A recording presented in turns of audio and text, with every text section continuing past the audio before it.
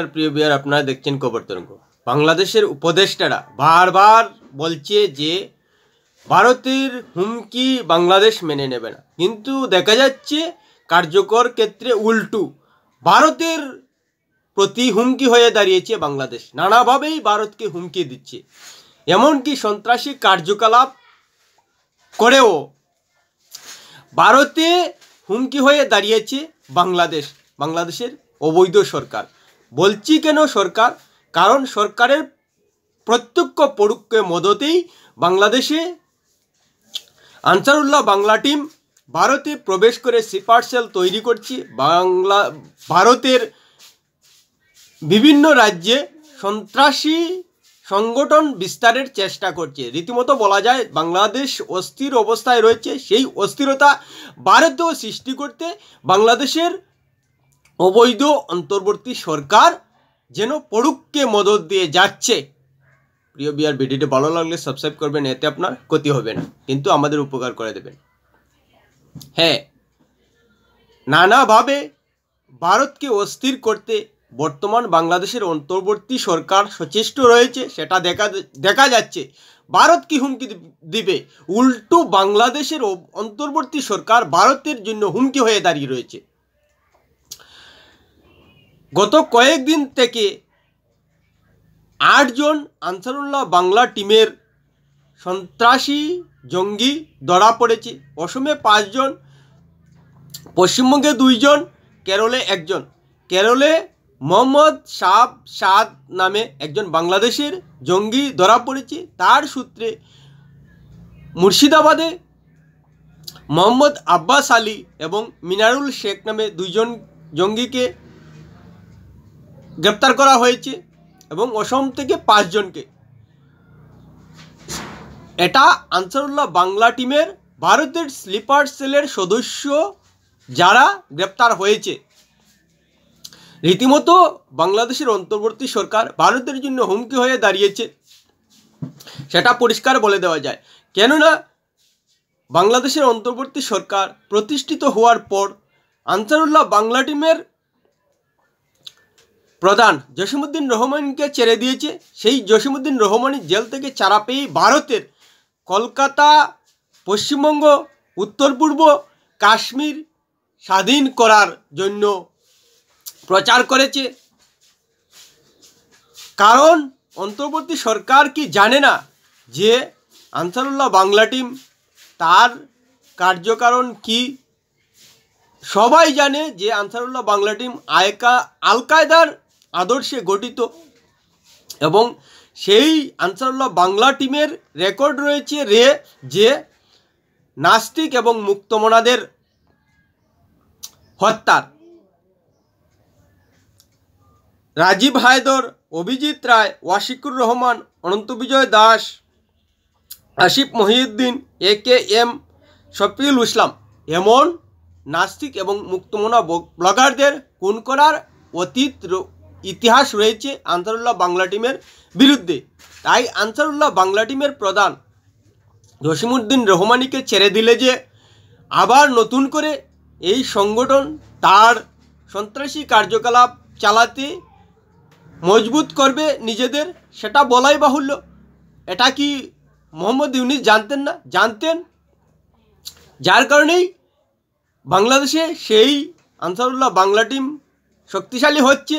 সেই সঙ্গে সঙ্গে আনসারুল্লাহ বাংলা টিম ভারতকে অস্থির করতে সচেষ্ট হয়ে স্লিপার সেল তৈরি করছে। অর্থাৎ মোহাম্মদ ইউনূস সরকার পরিষ্কার ভারতে অস্থিরতা তৈরি করতেই জসিমউদ্দিন রহমানিকে জেল থেকে ছেড়ে দিয়েছে। কারণ আনসারুল্লাহ বাংলা টিমের যা ঘৃণ্য এবং জিহাদি সন্ত্রাসী কার্যকলাপ রয়েছে, কোনো অবস্থায় তাকে জেল থেকে ছাড়ার কথা নয়, কিন্তু ভারতকে অস্থির করার জন্যই জসিমউদ্দিন রহমানিকে বাংলাদেশের অন্তর্বর্তী সরকার ছেড়ে দিয়েছে। যার ফল এবার ভারত বুক করছে।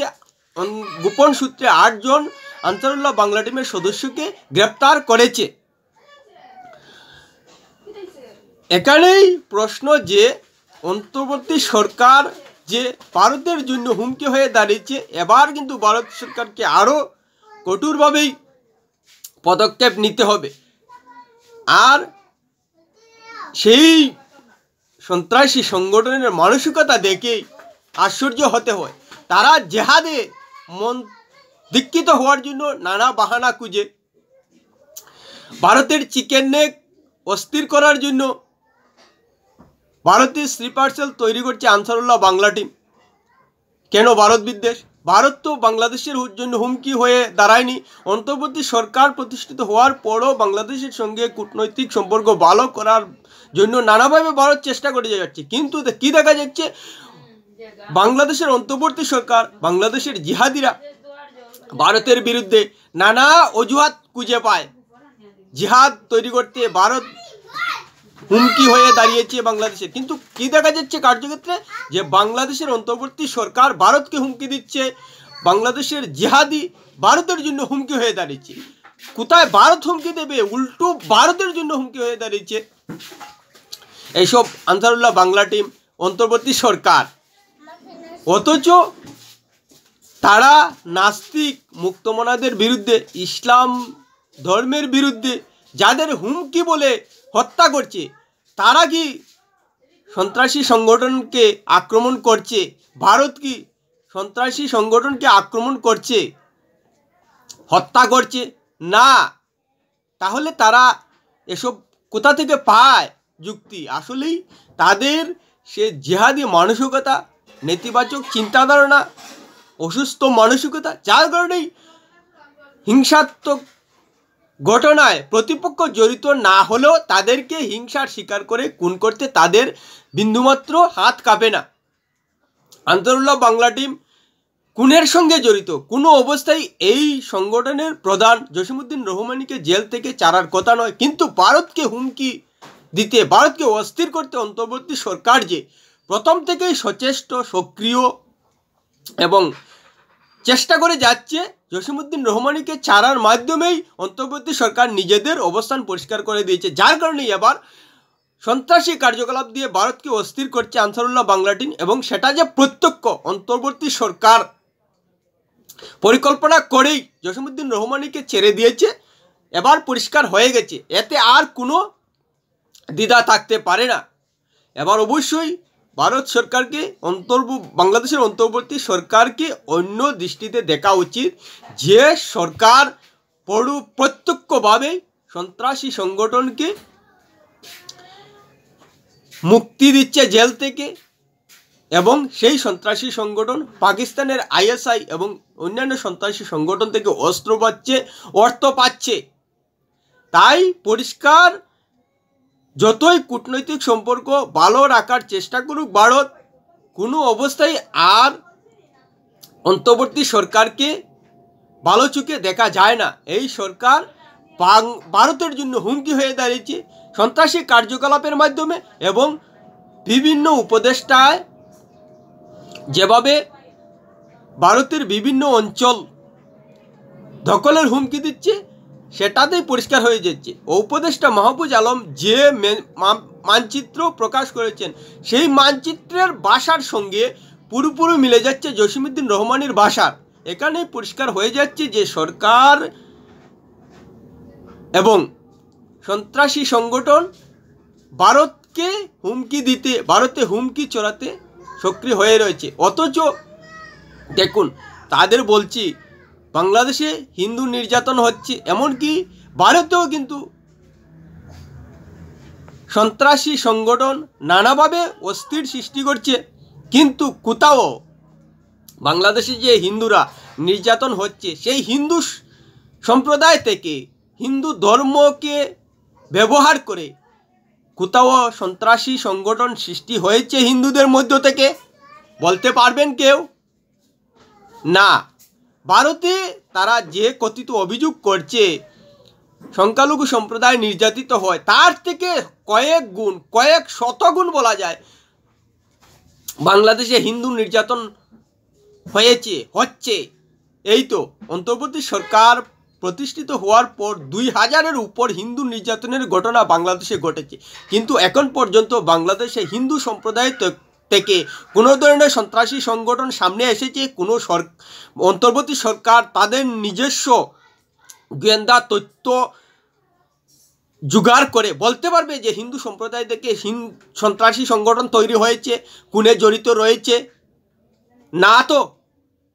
আসলেই যাদের মন মানসিকতা জেহাদের, তাদের কোনো অজুহাত লাগে না, তারা নিজে থেকেই সন্ত্রাসী সংগঠন তৈরি করে নেয় এবং নিজেরা অস্থির পরিস্থিতি তৈরি করার সঙ্গে সঙ্গে, কেন বলছি নিজেরা অস্থির পরিস্থিতি তৈরি করে, টঙ্গী ইজতেমার কথা মনে করুন, যে টঙ্গীতে কি ইজতেমা হওয়ার সময় 3 জন তাদের নিজেদের মধ্যে মারামারিতে নিহত হয়েছেন।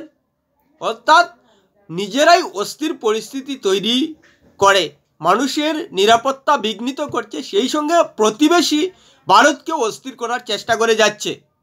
কোনো বাহানা লাগে না, অজুহাত লাগে না, নিজেদের মধ্যেই তাদের জেহাদি মানসিকতা তৈরি হয়ে যায়। আর অজুহাতটা শুধু সংগঠনকে মানুষের সামনে সহানুভূতি আদায়ের জন্য, আর কিছুই নয়। কিন্তু সেই মানুষ যারা মৌলবাদে দীক্ষিত হচ্ছেন, তারা বুঝতেই পারছেন না যে নিজেদের জীবনের নিরাপত্তা বিঘ্নিত করার সঙ্গে সঙ্গে সাধারণ মানুষেরও জীবনের নিরাপত্তা বিঘ্নিত করছেন, প্রতিবেশী ভারতেরও নিরাপত্তা বিঘ্নিত করছেন, প্রতিবেশী ভারতের জন্য হুমকি দিচ্ছেন। কোথায় ভারত হুমকি দেবে? উল্টো বাংলাদেশ ছোট্ট রাষ্ট্র হয়েও ভারতের মতো বৃহত্তম এবং একটা শক্তিশালী দেশের জন্য হুমকি হয়ে দাঁড়িয়েছে। কিছু তো করতে পারবে না, কিন্তু নানাভাবেই ভারতকে অস্থির এবং ভারতের মধ্যে উদ্বেগ সৃষ্টি করতে এইসব সন্ত্রাসী কার্যকলাপ বর্তমানে অন্তর্বর্তী সরকারের প্রত্যক্ষ পরোক্ষ মদতে হচ্ছে, সেটা একেবারে নিশ্চিত বলা যায়। অথচ সেই অন্তর্বর্তী সরকারের উপদেষ্টারা বলছে যে ভারত হুমকি দেবে। কোথায় ভারত হুমকি দেবে? তাদের কার্যক্রমে পরিষ্কার হয়ে যাচ্ছে যে তারা উল্টে ভারতকে হুমকি দিচ্ছে। আসলেই বাংলাদেশের মৌলবাদী মানুষকে উস্কানি দিতে, জিহাদে মৌলবাদে উৎসাহ দিতেই এভাবে একটা কাল্পনিক ভারত হুমকি দিচ্ছে, ভারত বাংলাদেশকে প্রধানত করার চেষ্টা করছে বলে সহানুভূতি আদায়ের চেষ্টা করছে অন্তর্বর্তী সরকার। অথচ অন্তর্বর্তী সরকার জসিমউদ্দিন রহমানিকে ছেড়ে দিয়ে ভারতকে হুমকির মধ্যে ফেলে দিয়েছে। পরিষ্কার বিষয়টা, আর কোথাও দ্বিধা নেই এখানে। যদি জসিমউদ্দিন রহমানিকে বাংলাদেশ জেল থেকে না মুক্তি দিত, তাহলে এভাবে ভারতে 8 জন জঙ্গি ধরা পড়তো না, এভাবে সক্রিয় হতো না। এবং বাংলাদেশে সক্রিয় হওয়ার থেকে দেখা যাচ্ছে যে আনসারুল্লাহ বাংলা টিম ভারতে বেশি সক্রিয় হয়ে গেছে। আর কারণেই বাংলাদেশের অন্তর্বর্তী সরকারের মানসিকতা পরিষ্কার হয়ে যাচ্ছে যে এই সরকার ভারতকে হুমকি দিতে পরোক্ষ এবং প্রত্যক্ষ মদতে নানাভাবেই চেষ্টা করে যাচ্ছে। প্রিয় ভিউয়ার, ভিডিওটি ভালো লাগলে লাইক শেয়ার কমেন্ট করবে।